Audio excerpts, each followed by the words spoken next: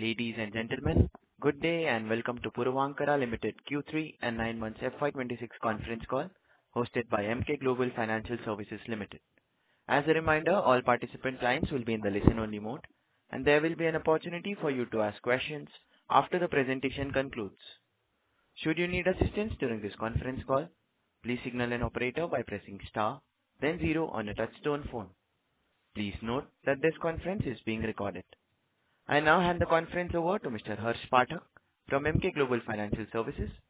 Thank you, and over to you, sir. Yeah, thanks, Rudra. Good morning, everyone. I would like to welcome the management of Puravankara Limited and thank them for this opportunity. We have with us today Mr. Ashish Puravankara, Managing Director, Mr. Malana Sasalu, Chief Executive Officer South, Mr. Rajat Rastogi, Chief Executive Officer West and Commercial Assets, and Mr. Neeraj Gautam, Chief Financial Officer. I shall now hand over the call to them for the opening remarks. Over to you, gentlemen. Thank you, Harsh. Good morning, everyone. I am Neeraj Gautam, CFO of Puravankara Limited, and I welcome you all into Puravankara Limited's earnings conference call to discuss the performance for the third quarter and 9 months ended FY 2026. The financial results, investor presentation, and press release have been filed with the stock exchanges, and it's available for your reference. I will begin with a brief overview of the macroeconomic and sector environment, followed by the company's operational and financial performance for the third quarter and 9 months ended FY26. India's macroeconomic environment continues to remain resilient despite ongoing global uncertainties, supported by a strong domestic consumption, sustained government capital expenditure, and a stable policy framework. India remains one of the fastest growing major economies globally. Referencing the strength, the Reserve Bank of India has revised its FY26 GDP growth estimates upward to 7.4% from its earlier estimate of 6.5%, supported by robust economic momentum, including a strong GDP growth of 8.2% in Q2 FY26 and easing inflationary pressures. On the residential real estate front, end user demand continues to remain resilient, aided by interest rate cut and income stability, while aggregate housing sales across the top 8 cities moderated marginally on a year-on-year basis. Underlying market fundamentals remain stable. Buyer preferences continue to shift towards mid and premium segments, with homes pricing above INR 10 million accounting for approximately 50% of total residential sales, highlighting sustained demand for the larger and high-value homes. On the commercial real estate side, India's office market maintained a strong momentum. Gross leasing during calendar year 2025 reached to 86.4 million square feet, representing a 20% year-on-year increase and marking a new all-time high. Global capability centers remain the primary demand driver, accounting for nearly 38% of total office absorption, supported by a continued expansion in multinational occupiers and a preference high-quality Grade A office assets amid limited new supply. Overall, the sector outlook remains positive, supported by a strong macro fundamentals, declining interest rates, and improving affordability. Moving to the company's operational performance for the quarter, during Q3 FY26, we recorded a pre-sales of INR 1,414 crores, registering a 17% year-on-year growth, largely driven by sustained sales across the key markets. On the collection front, we delivered our highest ever quarterly collection of INR 1,140 crores, representing a 22% year-on-year growth, supported by a steady construction progress and strong customer traction. Sales volume during the quarter stood at 1.49 million square feet, while average realization improved by 12% year-on-year to INR 9,500 per square foot, reflecting a strong pricing momentum across the portfolio. For the 9 months ended FY26, pre-sales stood at INR 3,859 crore, up 9% year-on-year, while collection amounted to INR 3,045 crores, marking an 8% year-on-year growth. Sales volume for the 9-month period aggregated 4.24 million square feet. On the execution front, during the quarter, we handed over 1.23 million square feet, comprising of 1,116 homes. This took our cumulative handover for the 9 months ended FY26 to 2.58 million square feet across 2,446 homes, underscoring our continued focus on timely delivery and disciplined project execution. Coming to our financial performance, total income grew to INR 1,104 crores in Q3 FY26 compared to INR 334 crores in the same period last year, reflecting a strong year-on-year growth of 230% driven by higher handovers during the quarter. For the 9-month period, revenue stood at 2,305 crores compared to INR 1,529 crores last year, reflecting a 51% year-on-year increase.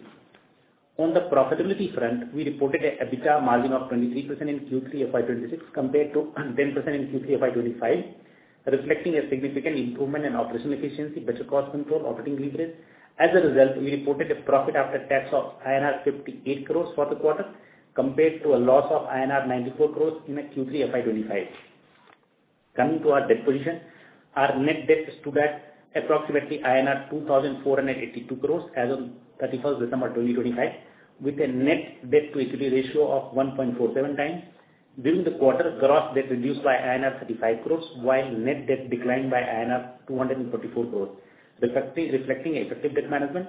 Our cash and bank balance as 31st December 2025 stood at INR 1,082 crores, indicating a strong liquidity profile and ensuring operational stability. Additionally, the cost of debt declined further to 11.08% from 11.32% in September 2025. Now moving to launches and business development. During the Q3 FY26, the company launched PURVA Silver Sky in Bangalore with a total sellable area of approximately 0.77 million square feet. Cumulatively, launches during the 9 months ended FY26 stood at 2.83 million square feet, including new phases launches across existing projects. On the business development front, during the 9-month period, we added 5 new projects, including 2 projects in Mumbai and 3 projects in Bangalore. In total, we added 12.76 million square feet of potential development area with an estimated gross development value of approximately INR 13,900 crores. In Mumbai, we secured redevelopment projects in Chembur and Malabar Hills. The Chembur redevelopment involves 8 residential societies spanning 3.78 acres with approximately 1.2 million square feet of developable area and estimated gross development value of 2,100 crores. The Malabar Hills project covers 1.443 acres, offering around 0.7 million square feet with estimated gross development value of 2,700 crores. In Bangalore, key addition includes 53.5 acres land acquisition in Atti Valley, contributing approximately 6.41 million square feet with an estimated gross development value of INR 4,800 crores. A joint venture in North Bangalore with KBL Properties Holding LLP spanning 24.59 acres and about 3.48 million square feet with an estimated gross development value of INR 3,300 crores located near the airport, and a joint development in East Bangalore at Belagere covering 5.5 acres land parcel with around 0.85 million square feet and estimated gross development value of 1,000 crores. Collectively, these additions significantly strengthen our long-term growth pipeline and enhance geographic diversification across key markets. Going forward, we remain continuously optimistic on sector outlook. The combination of a strong macroeconomic environment, declining interest rates, and sustained end-user demand continues to support residential real estate. We remain focused on project launches, accelerating construction activities, and maintaining healthy collection. We are committed to optimize costs, enhance efficiency, and drive shareholders' return. Thank you for listening to us. With this, we can now open the call for the questions. Thank you very much. We will now begin the question and answer session. Anyone who wishes to ask a question may press star and 1 on the touchtone telephone. If you wish to remove yourself from the question queue, you may press star and 2. Participants are requested to use handsets while asking a question. Ladies and gentlemen, we will wait for a moment while the question queue assembles. Our first question comes from the line of Deepak Purswani from Swan Investments. Please go ahead. Yeah. Hi. Good morning to the team, and congratulations for a very good set of deliveries turning into the profitability this time.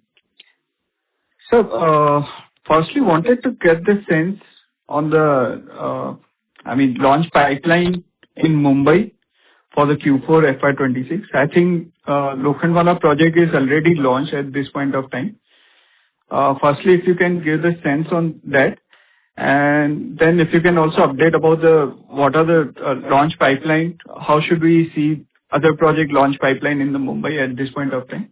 I request Mr. Ashish, Mr. Rajat to take this question. Yeah, hi, good morning. Rajat here. So from a launch perspective, we have already received RERA for our Andheri project, and we are looking forward to launch it in the coming week. So Andheri Lokhandwala will definitely happen in the month of February. For our Thane launch, which is the 2 towers, we are in the final stages of securing the approvals, and we are very positive that we should be able to launch it in Q4, maybe end of February or in the first week of March. Our approvals, we've already secured IOD for our Pali Hill project. Vacation notice has already been sent to the society. We are looking forward to launch it by end of March or in April. Similarly, for our Miami project, we're in the advanced stages of getting the approval, hoping to get it by end of February, and then subsequently we will issue a vacation notice. So we're hoping that in Q1 of the coming financial year, we should be able to launch our beach candy project, which is Miami. Rest all the projects are in the various stages of either approvals or documentation, and the work is going on. Okay. So, if you can also share the medium-term perspective for the Mumbai as a market, how should we see this entire region from the organization as a whole, given the launch pipeline, and what is the kind of potential we would look to explore from this particular western region as a whole? So we remain quite bullish in terms of our progress in the western market, both in Bombay and Pune, where we have projects going on. Not only that we've been acquiring projects, we're also registering strong sales momentum in both these markets. Our Andheri launch so far, response that we've got from the market has been very encouraging. We are hoping that we'll have a very, very good launch. Similarly, our response so far in Thane market, where we are now looking at the two towers that we're going to be launching, has already been good. We are experiencing a good premium sales that we are getting over there. So from a market positioning point of view, I think Puravankara now, I think we have in a very strong position to deliver good numbers from the western region. Pune also continues to be a strong market for us. We will try and add a couple of projects in Pune also in the coming financial year to strengthen our overall Pune layer in terms of the overall coverage that we have in the Pune market, finally trying to be in the western part of Pune. So from overall company numbers, I think our numbers will continue to be healthy and growing from here. And the project which we mentioned about the, Thana project, what would be the GDV which we would be launching in the month of March? And how should we see the sales response for this project? So we are coming with a new inventory of approximately 800 crores. And as I said that so far, I think the project has received very, very positive response from the micro market. And I think by end of March, I think the numbers will strongly improve from there. Okay. Now, coming to the southern region, similarly, if you can also share the pipeline for the southern region, how should we see the key launches in Bangalore from the Q4 perspective and then from the medium-term perspective? And if you can share the overall perspective on the southern region as well, please. Yeah, thank you very much. So Malana here. As we had given the guidelines in our investment presentation, that we had around 11 projects for launching, and so they are in various levels of approvals, and for sure that there are going to be 4 projects that are going to be launched in this quarter, namely Hennur Road, and there is a project called West End, and Kanakapura, and KDB. And the value of that would be approximately 4,700 crore rupees, and which is going to come to market within this quarter. And we are trying to see if we can add a couple of more projects into it, as you know that approved. Yeah, so as I mentioned that 4 projects are going to be launched in this project in this quarter. We may add a couple of more projects of the 11 projects that we actually listed in our investment presentation. So it's all in line with the way we want the approvals, the launches to go. Maybe 1 or 2 projects may go into the Q1 and Q2 of the next year. Okay. So, sir, if I were to put into the perspective, Q4, we would be looking somewhere close to 4,700 in Bangalore. And then Mumbai there would be the 3 projects. Putting it all together, that should be roughly 2,000 plus. All these are on track to get launched in Q4? I believe so, yes. Yes. Okay. So, Sir, if I were to see from the overall perspective, I mean, looking at the current market environment, what is a typical kind of run rate we are believing we would be managed to sell it out during this time? And also, from the medium-term perspective, if I were to look your sales trajectory, I mean, we had a very good run-up in the last few years, moving to the 5,900, and then last year we were at 5,000, and in this 9 months, 3,800. So if you can share your perspective from next 2-3 year perspective, how should we see this entire things, and where we are planning to head up, and what are our internal targets which we are looking in terms of the pre-sales, looking at this launch pipeline? Okay. It's a loaded question, so I'll try and answer this. If we really look at the pipeline, and for the 3,900 crores have already been done, and the pipeline that in generally we do around 1,100 to 1,200 crores from our sustenance, and which means that when you add them together, we're already at 4,200. And it is anybody's guess what happens in the launches. Generally, we sell around 30 to 40%, even if we sell around 25% in this launch of whatever the numbers that you just now rolled down, and you can do the calculation. I think we should be but rather than putting a number to the whole thing, that I'm giving you kind of a guidance as to where this may be heading towards. And looking at the next 2-3 years, with the business development that is going on, and as you may be seeing that there is an announcement almost every couple of months once about our business development activity. And we think that this run is going to continue stronger and stronger over the next 1, 2, 3, 4 years, I believe. Okay. And any broader, targets or internal targets we have set up in terms of the pre-sale, which we would be looking out from this launch pipeline along with the sustenances, which we are looking it out? As I said, it's around 25% that we should be able to sell of everything that we are going to be launching. So from the launches itself, we should be getting around somewhere around 1,800 to 2,000 crores, and add to that, 1,800 to 2,000 crores, and add to that another 1,000 crore of sustenance. So you have your number there. So we should be doing better than what we initially thought about the year, or also compared to the previous years. Okay. And second part of the this thing, if you can also give a broader sense in terms of the, definitely this time there has been a significant ramp up in terms of the execution of the projects and delivery of the project. If you can share your perspective, how should we see deliveries in the Q4 as well, and as FY27 as a whole? What are the key projects which will flow in terms of the delivery schedule? If you can give a broader sense on that part as well, please. Yeah, I think rather than getting into the numbers itself, and as you might have seen that in the last couple of years, that our construction, the burn rate has improved, and that we are constantly spending more money on the construction side, which means that we are moving more towards completion. At least there are 3 projects which are going to be delivered probably a year before the dates that what we have promised to the customers.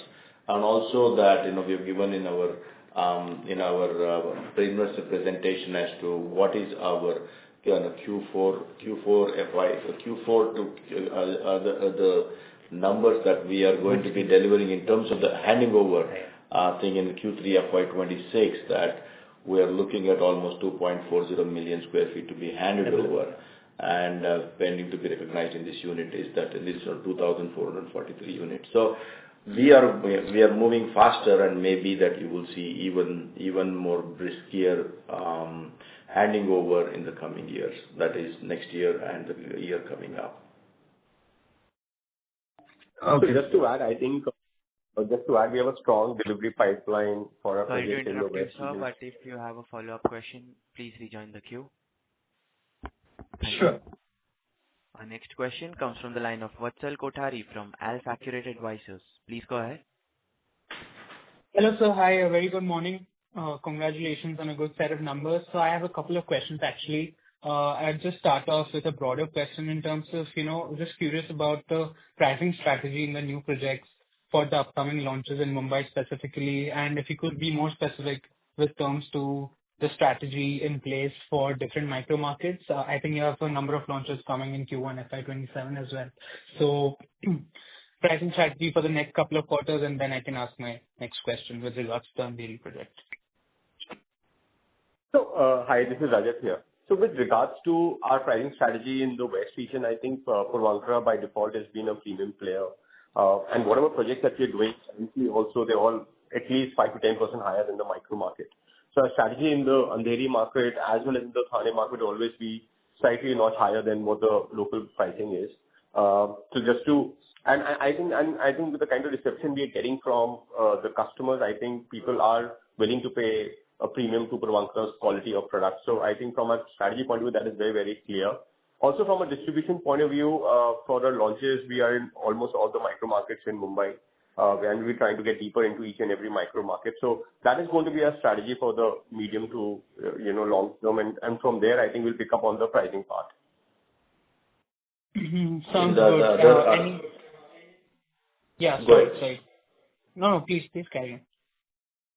So what was the thing that what I want to emphasize is that there are micro markets and the quality of the land and then the place where it is located, and also the local economics actually drive what is the kind of pricing strategy that will happen. As a larger as a company, the strategy is very simple, where we are among the crowd, then we got to be better than everybody else in terms of our pricing by 5%, 10%, 12%. There are certain micro locations that what we are doing at this point of time in Bangalore is to be going away from the competition itself. That is to place ourselves little far away from the competition by producing products which are standout products. That is, you can always look at a micro market and say where everybody is selling at 13,000, and so if differentiation means how do we move to 15,500 rather than being 250 rupees or 300 rupees more than the competition. So that's the strategy. As we move forward, that is going to be consistent in our pricing strategy. Sounds good. Thank you so much for that. My next question is specifically with regards to the Andheri project. So just a few layman questions in terms of the GDV and, details of the rates and the prices at which we are planning to launch this. And secondly, when would the second phase of the project be launched? What are the timelines of the project? If you could just throw some color on that, that'd be great. Sure. So the overall GDV of the project right now is around 1,550 crores. Right now, what we are launching is close to around 850 crores worth of inventory. Pricing, frankly, we're still to reveal the pricing to the market, but I think, as I said, that the current micro market is hovering in a range of around 38 to 40,000 rupees, and definitely I think at Puravankara we're looking at getting a slight premium in terms of the launch. So that is number one. In terms of the phase two launch, we're expecting to happen by the end of quarter one or early quarter two. Super. And any update on the Breach Candy project? Sorry, just one last. Oh yeah, I just updated that. So we are in the advanced stages of getting the final approvals. In fact, most of the approvals have already been received. We're just waiting for getting the IOA from the respective authority, which should happen hopefully by end of Feb, and then the vacation notice. So hopefully, I think in quarter one we should have a Miami launch as well. Super, fantastic. Thank you so much, and wishing you all the best. Thank you. Thank you. Our next question is a follow-up from Deepak Puswani from Swan Investments. Please go ahead. Yeah, thank you for the follow-up opportunity. So just wanted to get the sense, if you can, now since we have gained the traction in terms of the project pipeline, over the next 6 to 12 months, there would be a lot of launches which are coming out.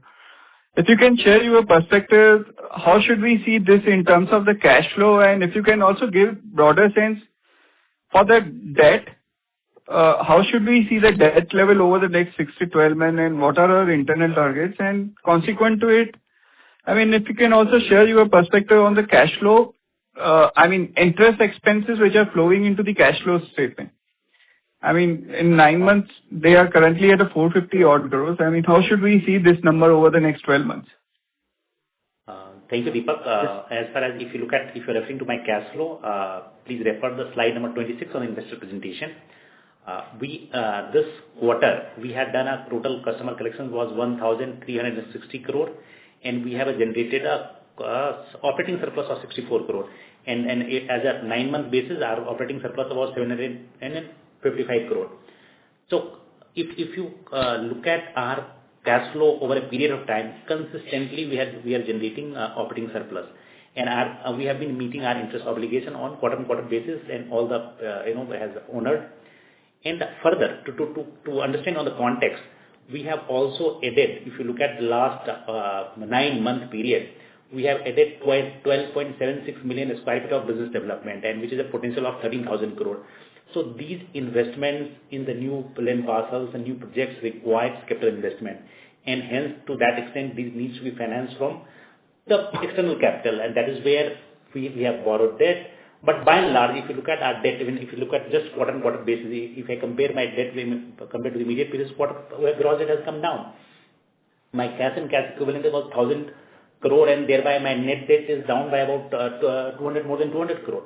So though we are continuously watching the debt, the cash flow and liquidity position, but at the same time, business development is key for the long-term success of the organization, and hence we will be doing this business development, acquiring land parcels to achieving long-term shareholders value for the company. At the same time, we'll be managing the debt, and we'll see that debts are not going beyond the acceptable limits. But just rest assured, we are managing it well for the shareholders. I think the only addition there to the cash flow would be, I think, all the effort in the business development that has happened over the last, 12 to 18 months to secure all these projects, right? I think what we are planning is we're going to see a new launch almost between the west and the south, almost on a monthly basis, right? So all these projects, the investment is already done. So now with the sales, you're going to see an exponential sort of improvement in terms of, cash flows, etc. So you're going to see the benefit of that. Okay. And finally, sir, just wanted to reconfirm in terms of the launch pipeline. On the approval and everything, now everything is looking much better at the current juncture, and we are ready to launch a lot of projects. How should we see this? If you can give a broader sense on that part. You're mostly right on that. Yeah, absolutely. So, of course, approvals are a large set of variables, right? But give or take 1 or 2 months of the planned idea that we should be there as we have projected. Okay. So would it be fair to say over the next 6 to 9 months, even in the Bangalore also as well, we will see a lot of launches coming out? Out of these 11 projects which we have shown in the planned pipeline, most of them are lined up, in Q4 and Q1. So we are almost on track for all the approvals for these projects. The next 6 to 9 months, and probably all these projects would have been launched. That I think if it is beyond that. Please proceed, sir. Yeah, sir, if you can give a broader sense in terms of the approval pipeline and launch traction, that would be really helpful, especially for the Bangalore. Since there has been a lot of delays in the last 6 to 12 months for the launches, if you can give the broader sense how we are placed at the current juncture in terms of the approval pipeline as well as the launch pipeline, and how should we see over the next 6 to 12 months for this plant project pipeline in the Bangalore? So I think till Malana comes back online, I think about 6-8 months ago, there were a few changes that the authority had done in certain setback rules, etc., and therefore we had to sort of redraw the plans. But that said, I think that is behind us. We should be almost hitting a 90% target in terms of the launches that we have identified in our investor presentation. Most of them are all, at least I think 60% would be in the final stages of approval, and the balance also should be secured as per the direction and the guidance that we've given in the presentation. Okay. That's interesting and looking like we are well on track now in accelerating the launches. Yes. Thank you, sir. Thanks for patiently answering all the questions and wish you all the best, sir. Thank you. Thank you. Our next question comes from the line of Samarth Khandelwal from ICICI Direct. Please go ahead. Thank you for the opportunity. My questions have been answered. Thank you. Thank you. Our next question comes from the line of Janvi Shah from Share India Securities. Please go ahead. Hello. Thank you for taking my question and congratulations on the numbers. I had like two questions, mainly one about the industry and other on the business. I wanted to know what was the split between the mature projects and the newly launched projects in the 9-month pre-sales for this financial year. That split. And the second question was basically what is our outlook on the residential price appreciation in the next couple of years? Will it be appreciating the way it did in the last couple of years, or will it be more on the moderate pace?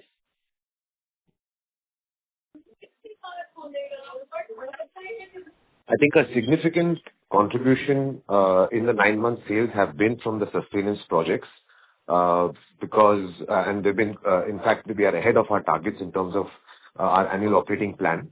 Like I think everyone knows, due to changes in the south in terms of bylaws, etc., the launches got sort of delayed. So all the sales, most of it that you see is from the sustenance. What was the second question? In terms of pricing.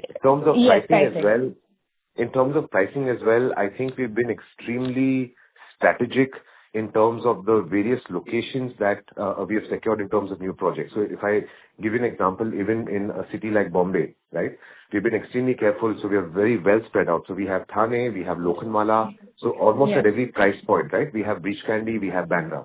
That is point number one. Point number two, even in a Bandra, while there are so many projects that are going on, we've been careful in terms of size. I think ours will be one of the largest projects in the micro market of Bandra. Now, what does that mean? That means that in terms of the amenities, in terms of the lifestyle, in terms of the product, there is a clear USP for our project as against competition. So, it's very carefully and strategic acquisitions of projects. Similarly, even if you look at Bangalore, right? If you look at the location. Yes. So, for example, what we're about to launch. So, these are very high velocity micro markets. May it be Banarghatta Road, let it be, Hennur Road, or for that matter, Hardware Park. And for example, we have one project which we are in advanced stages of completion in Hardware Park.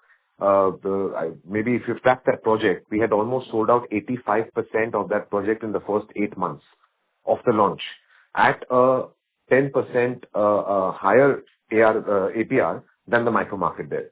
So these are, I think very strategically acquired projects. So I'm pretty confident even in terms of price appreciation because of those micro markets should be pretty healthy year on year. Okay. Sorry, if I can ask one more question. Just beyond like the business development, like in the last 9 months, we had like a good BD. Next year, are we thinking along the same lines or will be more or less? Can you throw some light on that? See, one basic thumb rule for business development is it has to sort of surpass your annual sales in terms of square footage. At least you need to replenish, if not more.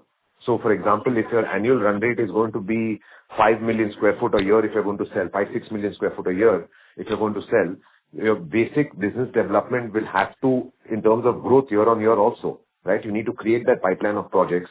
You need to at least acquire 20-25% higher than that number to give you that headroom for growth. So I think BD is a continuous process. We are always, evaluating deals in the market, but extremely strategic. Also, as an internal strategy, we are very clear, and I think that's something that you would also track from acquisition to launch. Right? Back in the day, it would take a really long time. Today, we are able to turn these projects around within 6 to 8 months of acquisition, which means we are, even in terms of acquiring new projects, we're very clear most of the land approvals should be in place in terms of, for example, conversion. So we're not getting into projects where we acquire it and then we got to do certain land approvals, converting it from agri to non-agri, etc., which takes 8 months, 10 months or whatever. So these are converted, clean, clear lands, The minute we acquire it, we immediately go into design and approvals, and as a strategy, would like to take these to market 6 to 8 months from acquisition. So faster turnaround. Okay. Thank you so much. Thank you for answering. Thank you. Thank you. Our next question comes from the line of Harsh Pathak from Emkay Global Financial Services. Please go ahead. Yeah, thanks for the opportunity. So first of all, congratulations for a strong set of operational and financial performance. So Ashish, my question is, about regarding the launch strategy. So it's encouraging to see how we have, brought the projects in the West market within 1 to 2 years of acquisition. So what is our strategy around the Chembur project and, the next phase of the Andheri and Palil projects? How are we thinking about those? So in terms of... Yes. Oh, you're back online. Okay, please go ahead. Okay. So Harsh, just to give you a perspective, first I'll answer for the Andheri project. Andheri phase 2, we are good to launch. So we have all the basic approvals in place, be it MOAF, etc. We just need to load in FSI and launch it. So we would probably look at launching it in the end of quarter 1 or beginning of quarter 2. The Chembur project is moving good. We are in the final stages of securing the basic approvals at the site level, and then we'll go for the formal approvals for the project. So I think we should be in a situation of launching it in quarter 3 of the coming financial year. Malabar Hill also, I think, is on track. I think we are working with the society to conclude the development agreement, which I think is 100% should be concluded the month of February, and then we go for the approval. So Malabar Hill should happen between quarter 3 to quarter 4 of the coming financial year. So from a project pipeline perspective, all the projects that we have signed for, they're all on track. I think they're all in, obviously, the various stages of planning and approvals. And we are looking at in next 6 to 9 months, all these projects should be launched. So in terms of growth, how should we evaluate the coming financial year? Because I think for Q4, your launch pipeline looks very strong. So how should we look at the next fiscal? What kind of growth shall we expect? Ashish, you would like to answer that? I can take that. Malana here. So I think it's quite strong, right? Basically, if you look at that today, we are sitting at around 4,000 crore rupees of sales, and the next quarter that we are launching close to around 6,000 crore rupees of stock into the market, and we do sustenance of around 1,100 crore rupees. And you add the math, and even if we sell around 20-25% on launch, even the conservative estimate says a good number, right? So rather than putting a number, this is the number that we are going to achieve. I'm just trying to give you a guidance on where it is going. And for the coming years, it's very clear from where we are, the remaining that what we have already given in the investor presentations about the launches that have deferred to the first quarter and the second quarter of next year. And also that you're hearing quite a bit from us about the deal closures. And those deal closures are already, as Rajat said, that they're all in different levels of designing and approvals and NOCs and so on and so forth. So we seem to be in a good footing now, and rest is the future. And Harsh, just one more thing to add. I think also all these projects that we're doing are large projects in nature, which obviously will be done in various phases. So once you get these basic approvals, all you have to do is to get the next tranche of approval is to get the FSI loaded. At least I'm talking about the West region. So, for example, Thane is a 4,000 crore project for us, and we are launching around 800 crores now, 300 that we have done in the past. So I think Thane, you will see a lot of action happening continuously over the period of the next 2 years, because we will keep on getting new towers and new phases in that. So from a numbers perspective, I think there will be a lot of action happening, because every project that we are trying to do is large in nature, will have a substantial in terms of sales velocity that is going to come. So we're very positive on the overall thought process in the next 6 to 12 months. Sure, that's great. And what's the update on the commercial projects, the Zentek and AeroCity? So the Zentek project is doing really well. I think we've sold almost 127,000 square feet. We've also leased to IKEA, which is close to 90,000 square feet. So that project is getting good momentum in the micro market. Happy to share that both these projects will get an occupation certificate by end of March. So I think that's when we start handing over. AeroCity also is getting a very good traction from global companies, GCCs doing a lot of visits. we're hoping that we'll be able to sign a good deal in the coming quarters. Sure. So any maybe interest from the potential leases that we have already signed, if you can just highlight something around that? You're referring to AeroCity? Yes. So AeroCity, as I said, we have filled in a lot of RFPs, really marquee ones, big deals. Nothing concluded so far, but we are in the top 1 or 2 stage with a couple of large players. As I said, that this is a long-driven process, and we are expecting the OC to come by end of March. So I think we should be able to conclude something in next quarter or so. Sure. And my last question is around the debt front. So I think sequentially there has been some, decline in the debt number. And like Ashish rightly highlighted that, the collections are, going to significantly increase.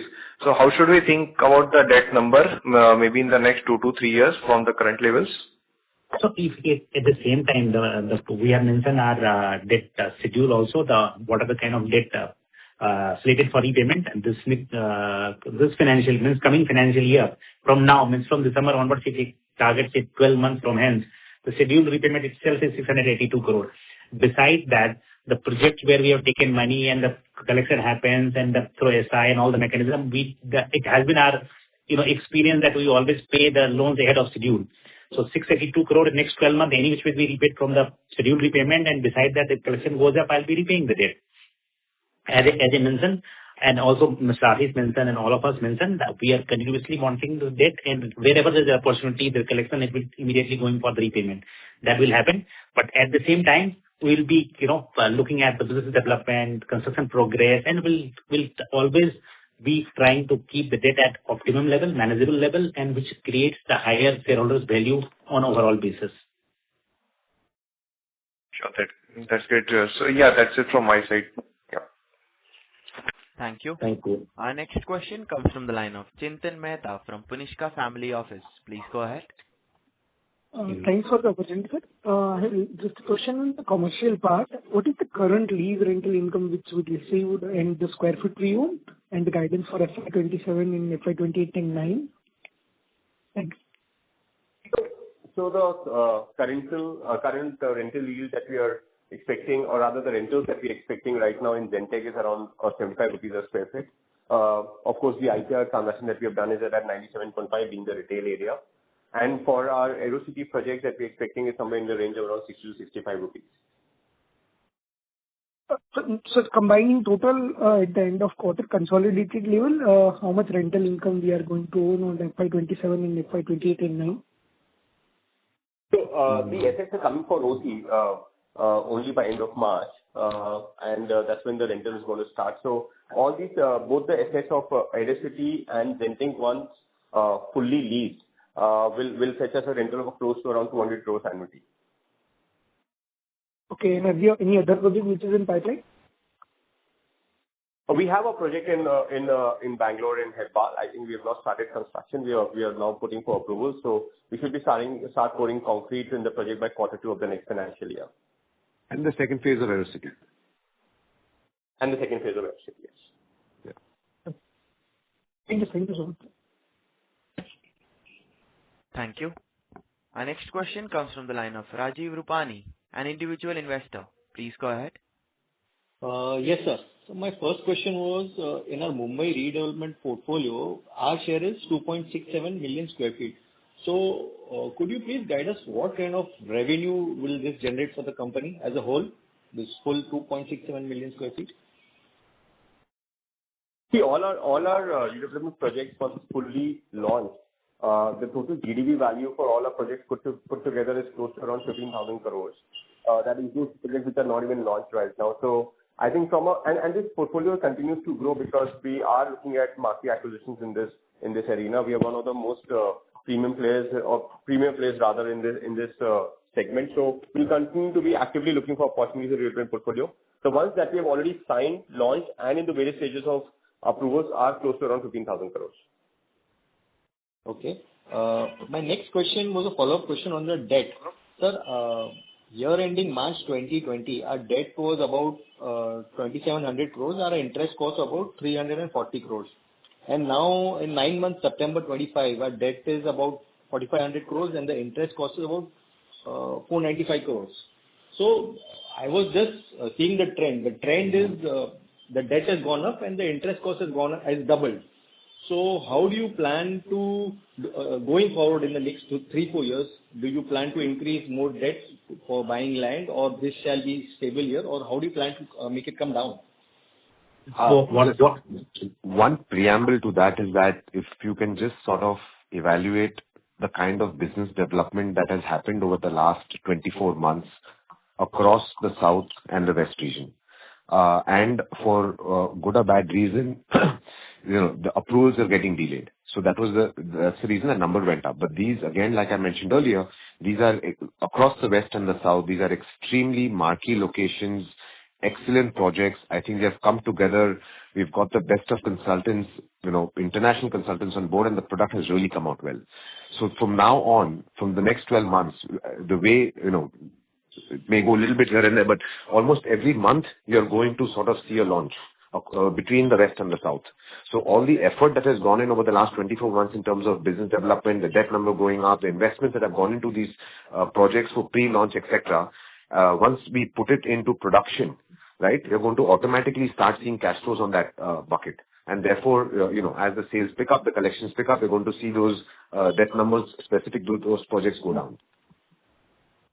And add to what Ashish said, the most important part of this one is if you go back to 2020 and look at what was our portfolio value, that is our ability of the lands that were tied up and which were about to be launched, and the pipeline of the projects.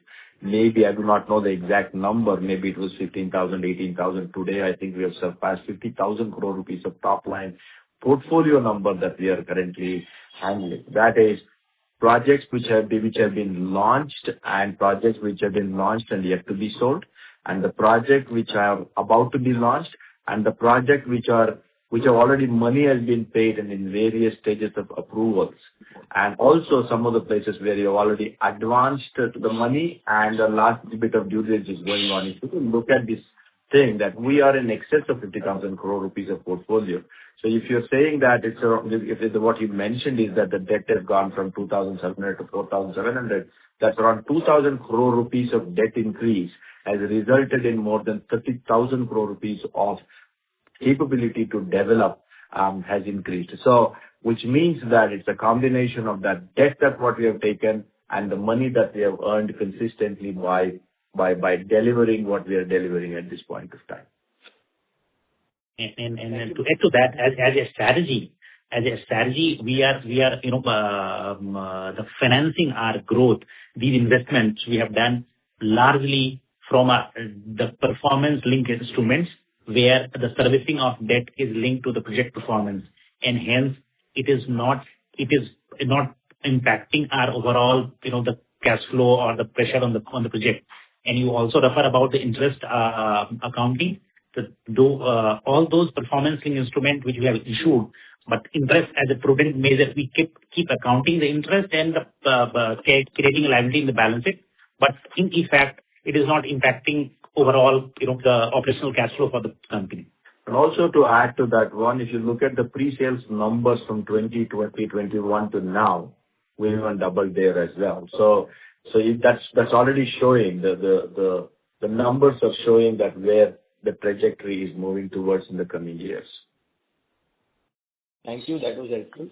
My next question was on the dividend policy of the company. Our company has been very erratic in terms of paying dividend. It gives the dividend 1 year, then it skips for 2 years, and then it's again giving a dividend.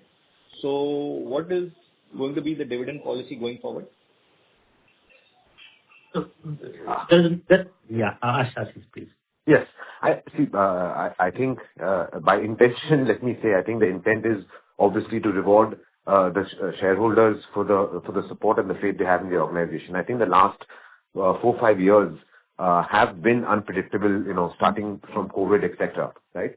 And then the call is today we are seeing the consolidation that's happening across the major cities in terms of the strong brands If I go back 7-8 years, even in a city like Bangalore, at Credai, we had 250 members. Almost 50% of them were launching projects. But today we are seeing you cannot name more than 10 or 15 developers maximum in a city that are actively launching projects. So, we are seeing projects come to us. So in terms of business, so there's a capital requirement for growth. This is the time in consolidation. There are certain projects which are in trouble. There are certain banks offering us projects. So this is nothing but investing for our future over the next 5 to 7 years, securing marquee projects. So it's quite honestly, it's a decision between those two. But as an organization, yes, it is always there on our minds. And wherever the opportunity allows us, I think those years we will issue dividend. Thank you. Thank you. Participants who wish to ask a question may press star and 1 on the touchtone telephone.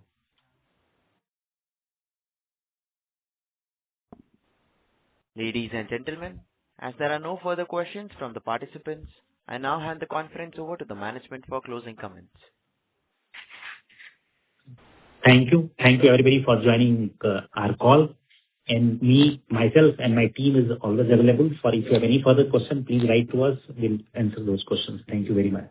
Thank you. Thank you. On behalf of Emkay Global Financial Services Limited, that concludes this conference. Thank you for joining us, and you may now disconnect your lines. Thank you.